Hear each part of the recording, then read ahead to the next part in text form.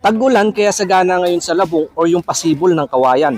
Ito nga po ang iluluto namin pang ulam dahil masarap na kapahis na saluyot para sa mga kanayon natin na bumisita dito sa aming mumunting tahanan. Kaya maaga kaming tumawid sa likod bahay kung asan nga ang aking mga tanim para makapanguha ng sariwang talbos at habang mahamog pa, pick all you can dahil ang dami, 4 lang naman kami sa bahay. Hindi namin kayang ubusin at pati aratilis na para sana sa ibon na damay na din.